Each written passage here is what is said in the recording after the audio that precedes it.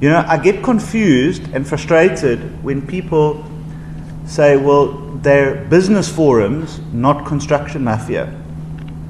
These are people that walk around with AK-47s, they commit violence, murder, and extortion. These are not business forums, these are not community organizations. These are well-armed, well-resourced, intelligence-driven individuals that are terrorizing the state and terrorizing communities. And so I will not have any engagement with them. I'm not prepared to talk to them. I'm not prepared to negotiate with them, because you don't negotiate with extortionists. When you start off on that foot and with people who commit violence and murder, you are on a slippery slope to anarchy. And this government of national unity is not one that will be entertaining anarchy. In Tlantla, let me first say that I welcome and commend the South African Police Service under the leadership of the Provincial Commissioner, General Mkhwanazi, for the work that they have done in arresting 5 people linked to the construction mafia. I was there at the Camperdown court, and there was a lot of toing and froing, and eventually the SAPs and the prosecutors were able to remand these 5 people in custody for further investigation. I've also been informed this morning by the Provincial Commissioner that another person was arrested in the Point area for trying to intimidate construction workers within the Point area. So definitely government's reaction and response to the mafia is being ramped up, and we should welcome that and we commend it. And I think that is an indication that the government of national unity will no longer tolerate, accept, or negotiate with crooks and gangsters who seek to hold the state hostage or extort money from us. And so a lot more needs to be done, and we want to see them in prison. That's the only negotiating that we should be having, is around the lengths of sentences that they will be having in Westville prison. Now, the response from the SAPs on the building, we've given them 30 days. That letter has been sent to the minister. And this is not being done in a confrontational way. This is being done in a way to say, if you don't want the building, let us know, because we'd like to take it to the market and see what could be done with it. Maybe the municipality would like to make an offer, or maybe there's a development, or maybe there's social housing. Maybe we can come to a deal with a developer that we will use that for government office space instead of renting the expensive offices we do in Umhlanga. And we want to use examples to see what works and what doesn't work, because that's the only way that we're going to be able to devise a new strategy for us in terms of asset management.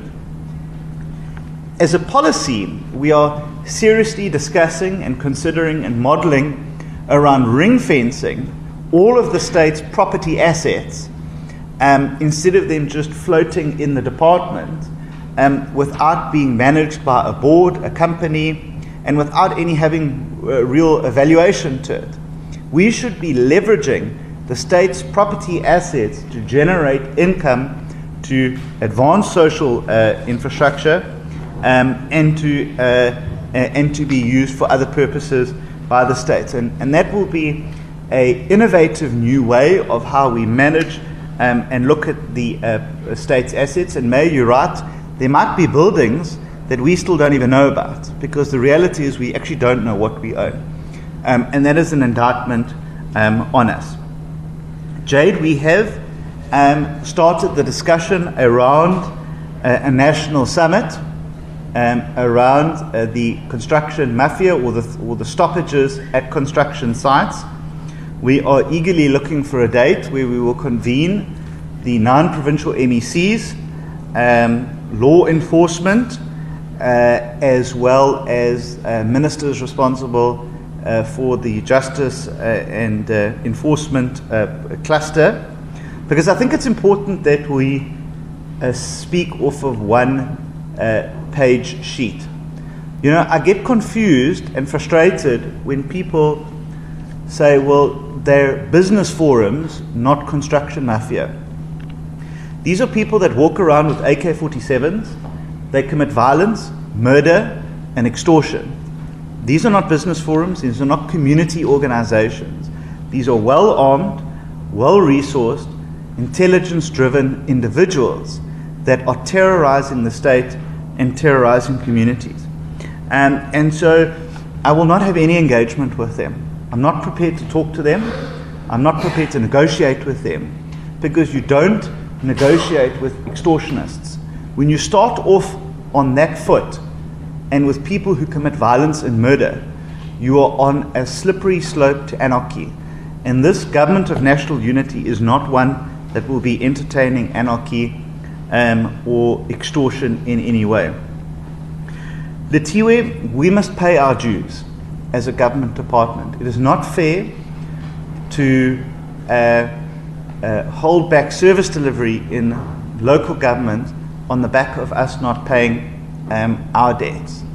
But equally so, government departments that owe us money, that we colloquially refer to as clients, and I've asked my department to stop calling them clients, because clients pay you.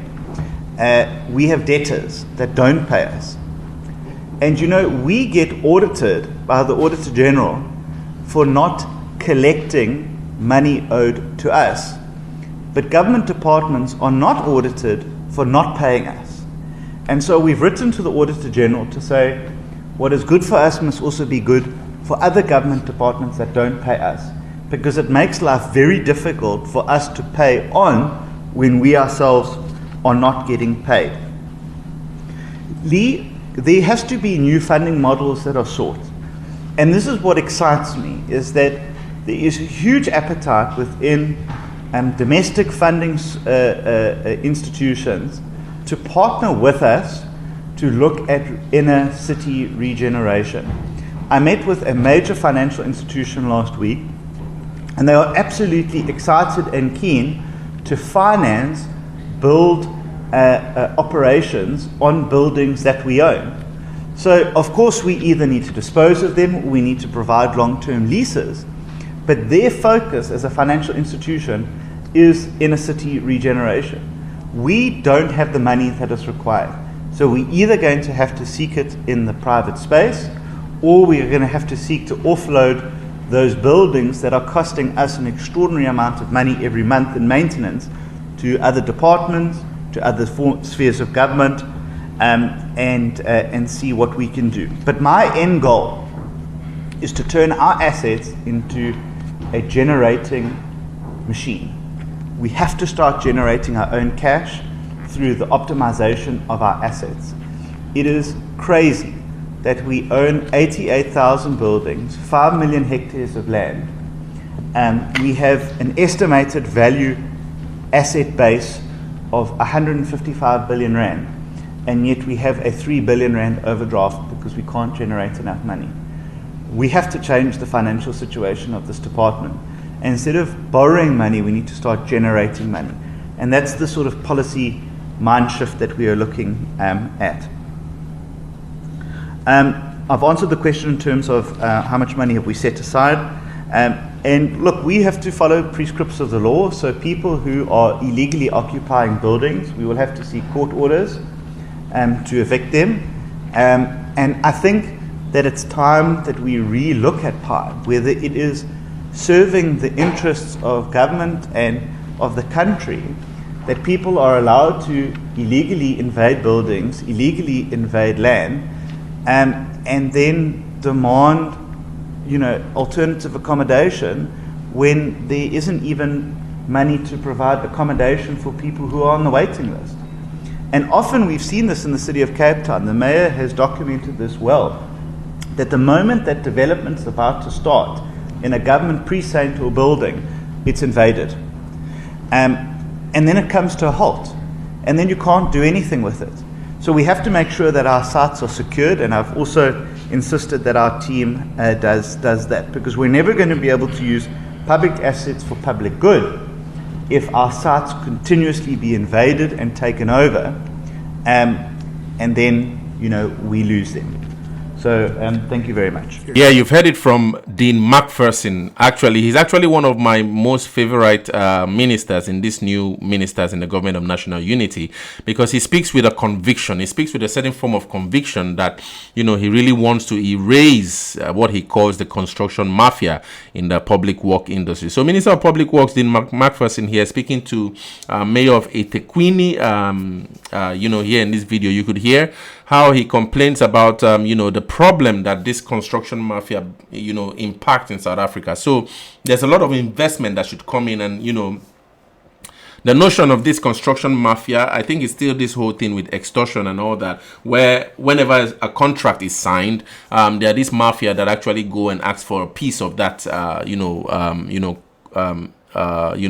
budget to be able to ascertain the safety of that. So the McPherson here is not actually taking that, you see, and he says that he's not going to negotiate with this construction mafia. Neil DeBay actually calls McPherson here the most threatened South African because of, his fight against the construction mafia in KZN. And I think it actually seems to be that, in KZN, this construction mafia is actually a large phenomenon, much more, widespread phenomenon, and so it's a really difficult battle. I really don't have much to say about it because I'm actually still doing my research on this whole construction mafia thing, but I think it's actually a strange phenomenon to me. And although even like from my country, I know there are mafias in these industries. Dangote, second richest man now in South Africa, who has actually been reported to be taken over by South African businessman, what's his name now, one of the what has been called a part of the Stellenbosch Mafia. I don't remember his name anyway, but it says Dangote,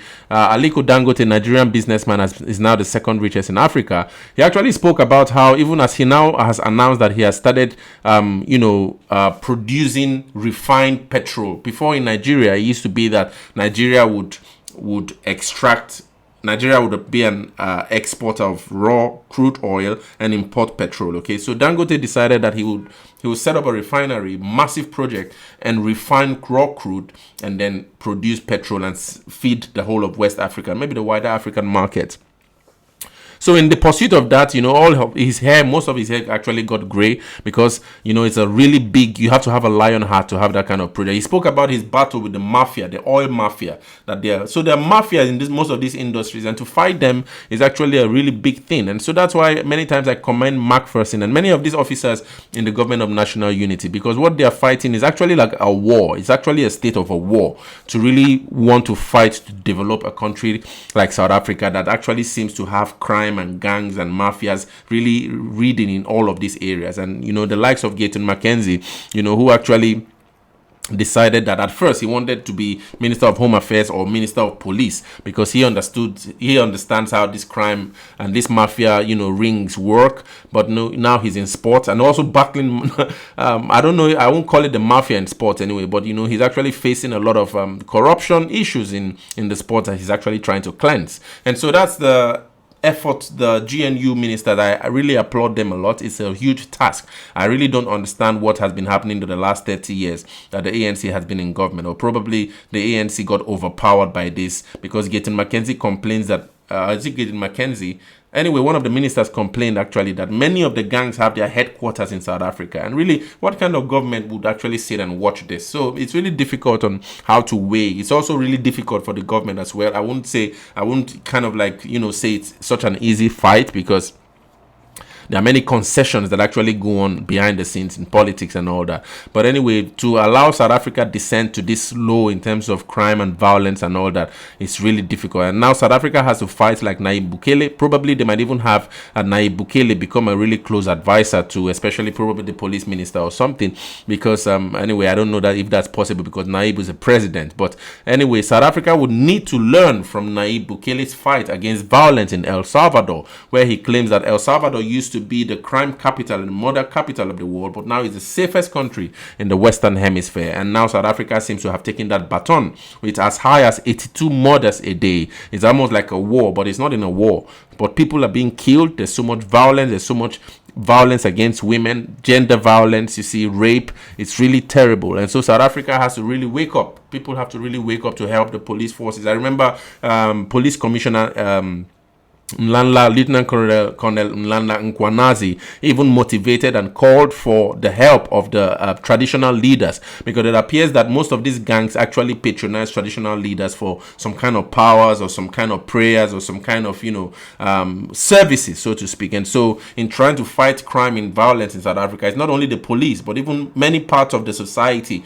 needs to help to contribute to a safe space so that South Africa can function and be productive and prosperous as it has actually been called to be. I really believe in South Africa. I believe in the strength and the diversity that's actually inherent in South Africa, and so that diversity has to function as one unit to be able to realize all of the potential hidden in that land. And so we're really hoping for the best, and I'll keep being positive for South Africa and police, and also Minister of Public Works Dean McPherson in his fight against the construction mafia in South Africa. But anyway, what do you guys think about his speech here? Really powerful. Share your thoughts in the comments.